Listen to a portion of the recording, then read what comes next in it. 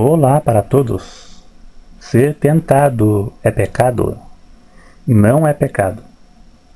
Deus garante que não deixará o crente ser tentado além do que ele possa suportar. 1 Coríntios 10, versículo 13. Não veio sobre vós tentação senão humana, mas fiel é Deus, que vos não deixarás tentar acima do que podeis. Antes, com a tentação, dará também o escape, para que possais suportar. Esse versículo indica que os crentes também estão sujeitos às tentações. A diferença entre o crente convertido, transformado, regenerado e os crentes que vivem no pecado é que os crentes salvos vivem debaixo da graça de Deus, que dá a ele forças para resistir às tentações. Romanos capítulo 5 e versículo 20. Lá diz que onde abundou o pecado, superabundou a graça. A graça de Cristo é maior, onde o pecado prolifera. Embora o crente salvo esteja protegido por Deus, mesmo assim ele estará sujeito às tentações. Gálatas 5:28 diz: os que são de Cristo crucificaram a carne com suas paixões. Mas esse crucificar não significa que ele esteja imune às tentações. Ele será tentado, mas ele cairá apenas se ele se ceder às tentações. Podemos ver o caso de Davi e Sansão. Eles foram cheios do Espírito Santo, mas se cederam ao pecado sexual. Eles se cederam à carne. Cada um é tentado por aquilo que ele deseja. Tiago capítulo 1 versículo 14. As tentações vêm dos desejos do nosso coração e da nossa inclinação pelo pecado. Salmo 51, versículo 5, Davi falou: eis que em iniquidade eu fui formado e em pecado me concebeu a minha mãe. Davi reconhece que desde criança ele possui uma inclinação natural pelo pecado. Todo ser humano nasce com a natureza pecaminosa herdada de Adão. Notamos que a Bíblia nos manda fugir das tentações. Só devemos fugir de algo que é mais forte do que nós. Veja que quanto ao diabo, a Bíblia manda lutar. E já a carne, a Bíblia manda fugir. Isso indica que a nossa natureza carnal nos acompanha por toda a vida.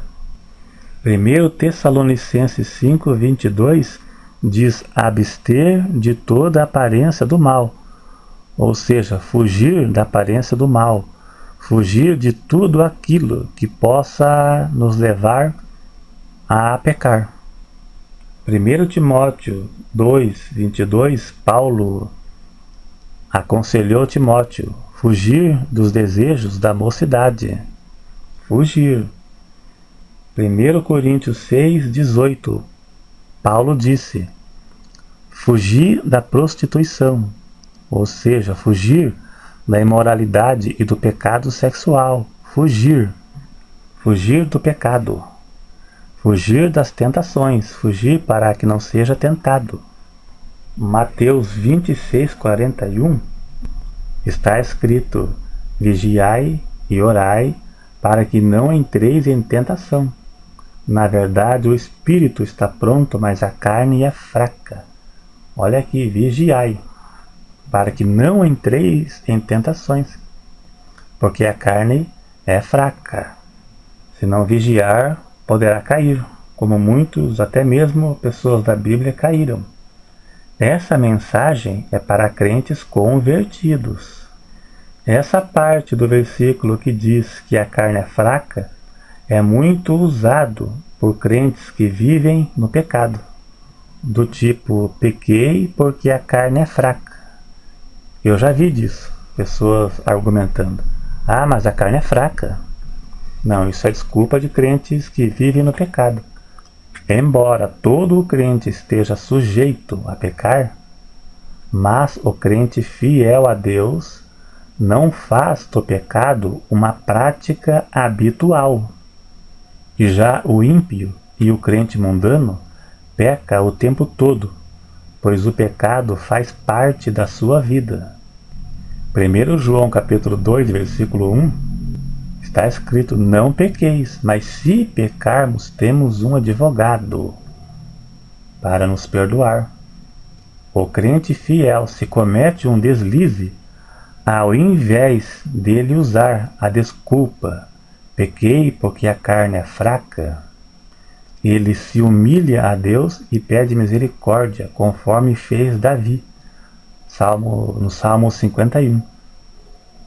A desculpa de que pequei porque a carne é fraca nunca será aceita por Deus, porque em 1 Coríntios 10:13, conforme já lemos, lá está escrito que Deus não nos deixará sermos tentados além do que podemos suportar. Romanos 5:20 diz, onde abundou o pecado, superabundou a graça. Conforme o pecado aumenta, as tentações aumentam, a graça de Deus é sempre superior. A graça de Deus sempre será maior do que as tentações. O crente que vive no pecado é porque não se converteu mesmo. As tentações é algo que acompanha o crente por toda a sua vida. Já o ímpio não se preocupa com isso. Ele não se preocupa com as tentações, pois ele se cede às tentações toda vez que ele é tentado.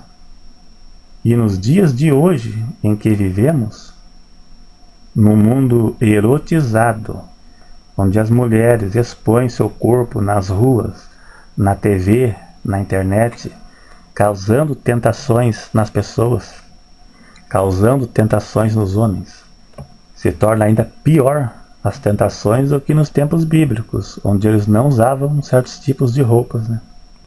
Em Mateus 5:28, Jesus disse, qualquer que atentar, qualquer que olhar numa mulher para a cobiçar, em seu coração já cometeu adultério com ela. Jesus quis dizer que algo já é pecado, mesmo que a pessoa só esteja pensando. É o chamado adultério mental. É o pecado mental.